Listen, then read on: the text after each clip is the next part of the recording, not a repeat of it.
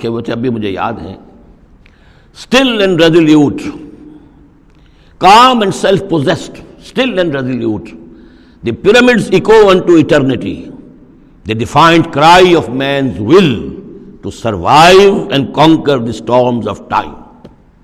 کہ یہ جو ان لوگوں نے فرائضہ نے اتنے بڑے بڑے پیرامڈز بنا دی، کائے کے لیے بنا دیے؟ تاکہ ہمارا نام رہے. ہم تو نہیں ہوں گے، نام رہے گا. تو گویا کہ انسان کے اندر ایک خواہش ہے بقا کی، وہ اپنا دوام چاہتا ہے.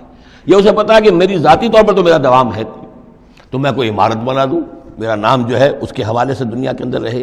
اور یہی معاملہ اولاد کا ہے کہ اولاد سے انسان کو سب سے زیادہ جو اس کو خواہش ہوتی ہے وہ اپنا بقا، اپنا تسلسل. وہ سمجھتا ہے کہ میری اپنی کنٹینیوٹی ہے کہ جو میری اولاد کے ذریعے سے. ظاہر بات ہے کہ اللہ ہمیشہ خود باقی رہنے والا ہے، تو اس کے شایان شان ہی نہیں ہے کہ وہ کسی کو اپنی اولاد بنائے. اسے کوئی ضرورت ہی نہیں ہے. تو تمہارے لیے ہے معاملہ کہ تم فانی ہو، لہذا تمہیں ضرورت ہے کہ کوئی تمہارا نام لیوا باقی رہے. وما ينبغي للرحمن ان يتخذ ولدا ان كل من في السماوات والارض الا آتي الرحمن عبدا. نہیں ہے کوئی بھی آسمانوں اور زمین میں کوئی بھی مگر یہ کہ وہ حاضر ہوگا رحمان کی عدالت میں بندے کی حیثیت سے. کسے باشد، جبکہ ہمیں معلوم ہے کہ محمد رسول اللہ صلی اللہ علیہ وسلم بھی حاضر ہوں گے تو بندے کی حیثیت سے. عبدہ و رسول، عبد. اور حضور فرماتے ہیں کہ اس روز میدان حشر میں لواء الحمد بیدی، میرے ہاتھ میں ہوگا حمد کا جھنڈا، اور اس روز جو میں حمد کروں گا اللہ کی وہ آج نہیں کر سکتا. اللہ تعالیٰ کی حمد بیان کریں گے محمد رسول اللہ عدالت خداوندی میں کھڑے ہو کر. تو معلوم یہ ہوا کہ جو بھی آئے گا بندہ بن کر آئے گا. وہ عیسیٰ ہوں یا عیسیٰ ابن مریم انت قلت للناس اتخذونی وامی الہین من دون اللہ، یہ سوال کیا جائے گا کہ نہیں؟ تو فرمایا کہ ان کل من فی السماوات والارض، یقیناً کوئی نہیں ہے آسمانوں اور زمین میں، الا آتی الرحمن عبدا، مگر وہ رحمان کی خدمت میں آئے گا، حاضر ہوگا بندے کی حیثیت سے. لقد احصاہم، اس نے ان سب کی گنتی کی ہوئی ہے، ان کا پورا احاطہ کیا ہوا ہے، کوئی چھپ نہیں رہے گا، کہیں بچ کر نہیں رہ جائے گا. عدہم عدا، اور ہم نے پوری گنتی رکھی ہوئی ہے. وکلہم آتی ہے یوم القیامت فردا، اور قیامت کے دن یہ سب کے سب آئیں گے تو ایک فرد کی حیثیت سے، انڈیویجول کیپیسٹی میں محاسبہ ہوگا. نہ ماں باپ ساتھ ہوں گے کوئی شفاعت کرنے کے لیے، کوئی گڑ گڑانے کے لیے، نہ اولاد ہوگی، نہ شوہر کے ساتھ جوری ہوگی، نہ جورو کے ساتھ شوہر ہوگا، کچھ نہیں. ہر ایک شخص نفسی نفسی، اپنی جان. وَكُلُّهُمْ آتی ہے یوم القیامت فردا. میری جو کتاب ہے سابقہ اور موجودہ مسلمان امتوں کا ماضی، حال اور مستقبل، اس میں ایک چیپٹر ہے قرآن کا قانون عذاب، کہ عذاب جو قوموں کے اوپر آتا ہے وہ دنیا میں آتا ہے. آخرت کا عذاب جو ہے وہ افراد کے لیے.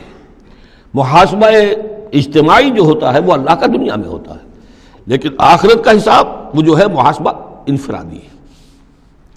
ان الذین آمنوا وعملوا الصالحات سیجعل لهم الرحمن ودا، یقیناً جو لوگ ایمان لائے اور جنہوں نے نیک عمل کیا، ان قریب رحمان ان کے لیے محبت پیدا کر دے گا، یعنی لوگوں کے دلوں میں محبت ڈال دے گا.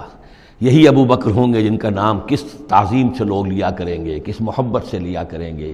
یہی بلال ہوں گے جن کی جو تعظیم ہوگی، جن کی کتنی محبت کی جائے گی. ابھی ذرا وقت ہے، کٹھن ہے. سیجعل لهم الرحمن ودا، حدیث میں بھی آتا ہے کہ اللہ تعالیٰ جو ہے اپنے کسی بندے سے محبت کرتا ہے تو پہلے فرشتوں کو، جبرائیل سے کہا جاتا ہے کہ میں اپنے اس بندے سے محبت کرتا ہوں، اعلان کر دو. وہ فرشتوں میں اعلان کرتے ہیں، ان کے دل میں اس کی محبت ڈال دی جاتی ہے. پھر عام دنیا میں اور لوگوں کے اندر اس کی ایک محبت ڈال دی جاتی ہے.